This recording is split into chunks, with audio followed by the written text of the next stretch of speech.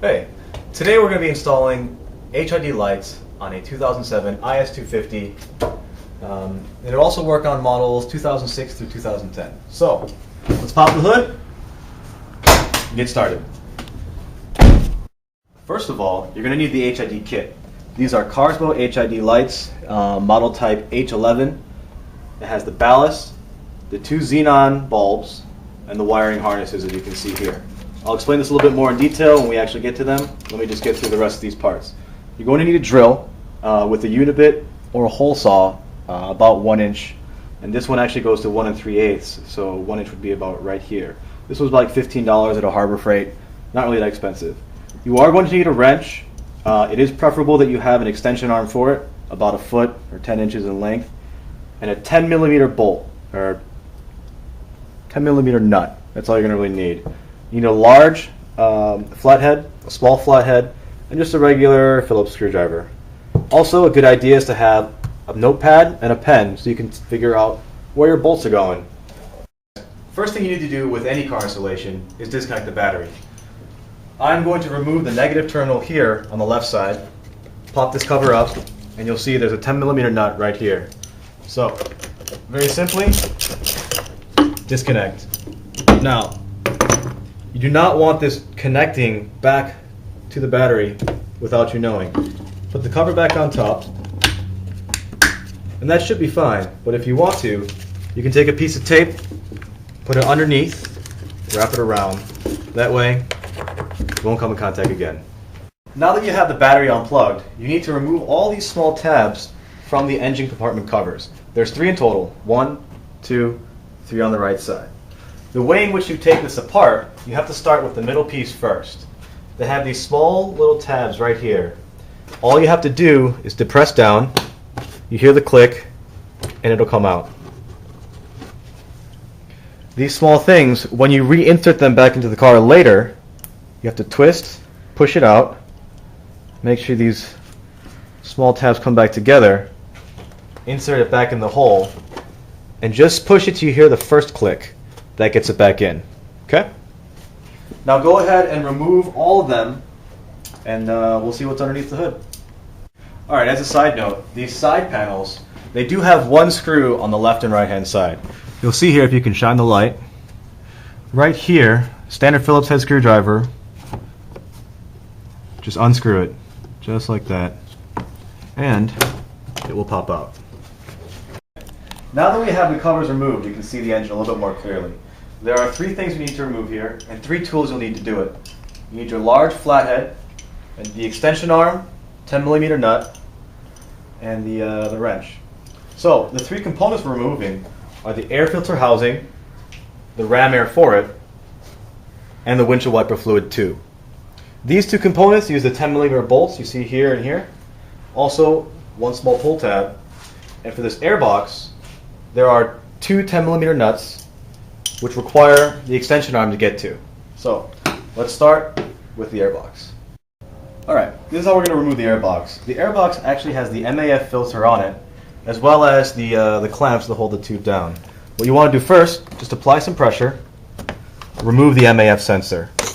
Next, you're going to want to use the large flathead and untighten this guy right here. Now, I have an aftermarket air filter or air house here. The stock air filter,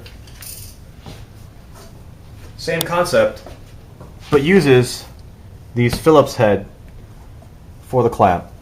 Either way, this thing has to come off. Rather, this part has to come off. So, let me put my tool down here. There we go.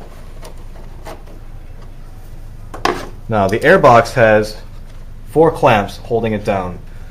1 here, here, here, and the 4th one here.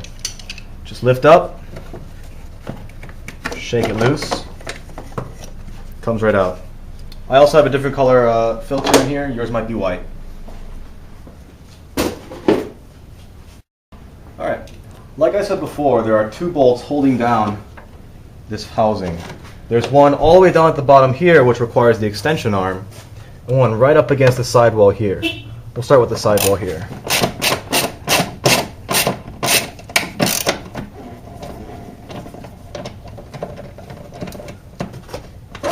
That's one.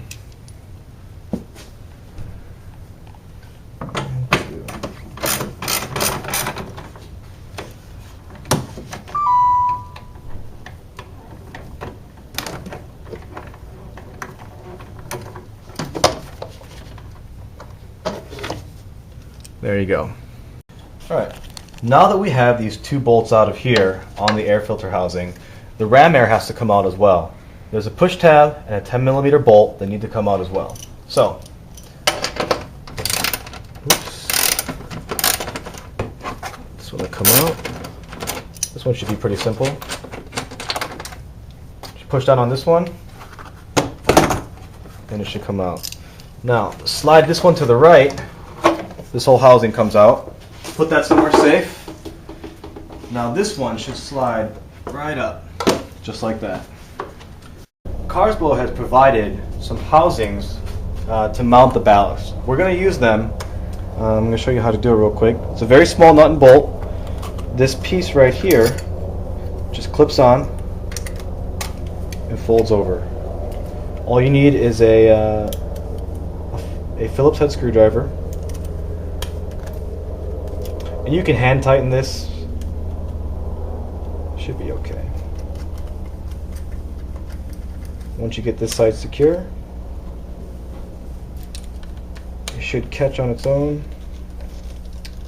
Tightens up real nice. Now, this one is going on the driver's side, and the driver's side has a different mounting point. We're going to be using this hosing right here for our zip ties. So this piece is actually going to go right in between here.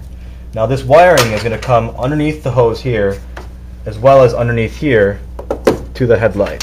So, like I said before, underneath, and then underneath again, just like this.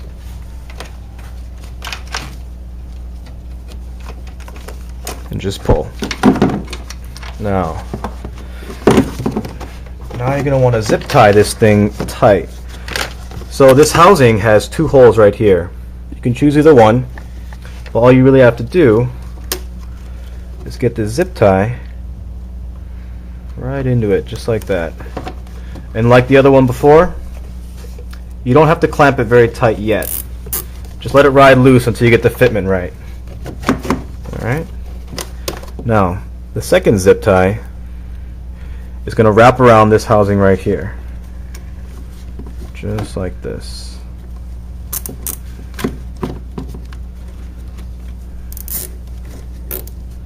Now you're going to want to pull these two tight. Now that you know the fitment is correct. Alright, and this one's securely in there.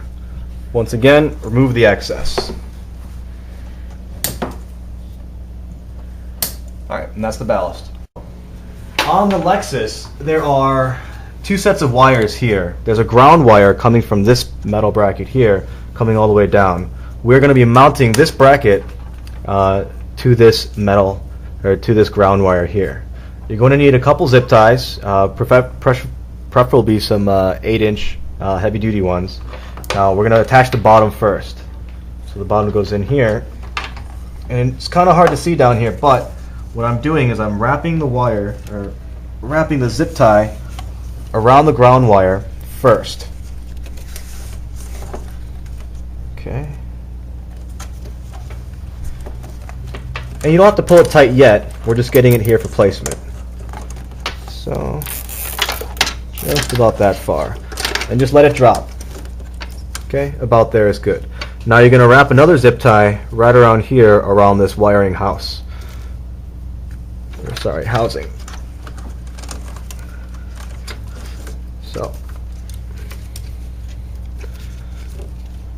and like I said, if you find a better place for this, you can use it. This is just where I thought would be the most secure area with the least amount of stuff in the way. So, now that these are loosely fitted, you can take the bottom one, tighten it up, take the top one, tighten it up as well. Alright, very little jiggle. There's enough room for this wire to get over to the headlight housing right here, and that's what we want. So, the last step is to cut off your excess wire.